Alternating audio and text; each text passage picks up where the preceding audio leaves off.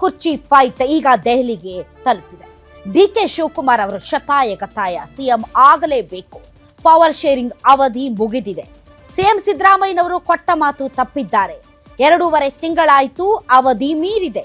ಈ ವಿಚಾರದಲ್ಲಿ ಸುಮ್ಮನೆ ಕೂತರೆ ಇನ್ನೆಂದೂ ನನಗೆ ಸಿಎಂ ಕುರ್ಚಿ ಸಿಗೋದಿಲ್ಲ ಅನ್ನುವಂತಹ ನಿರ್ಣಯಕ್ಕೆ ಡಿಕೆ ಶಿವಕುಮಾರ್ ಬಂದು ಬಿಟ್ಟಿದ್ದಾರೆ.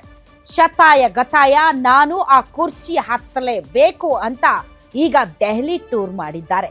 ಈಗ ಬಾಕಿ ಇರೋದು ಒಂದೇ ಒಂದು ಫೋನ್ ಕಾಲ್. ಆ ಫೋನ್ ಕಾಲ್ಗೆ ಇಡೀ ಕರ್ನಾಟಕದ ರಾಜಕಾರಣದ ಚಿತ್ರಣವೇ ಬದಲಾಗಲಿದೆ. ಒಂದು ಫೋನ್ ಕಾಲ್ ಸಿಎಂ ಕುರ್ಚಿ ಬದಲಾವಣೆಗೂ ಕೂಡ ಕಾರಣವಾಗಲಿದೆ. ಆ ಒಂದು ಫೋನ್ ಕಾಲ್ಗೋಸ್ಕರ ಸಿದ್ದರಾಮಯ್ಯನವರು ಕಾಯ್ತಾ ಇದ್ದಾರೆ. ಆ ಒಂದು ಫೋನ್ ಕಾಲ್ಗೋಸ್ಕರ ಡಿಕೆ ಶಿವಕುಮಾರ್ ಕಾಯ್ತಾ ಇದ್ದಾರೆ.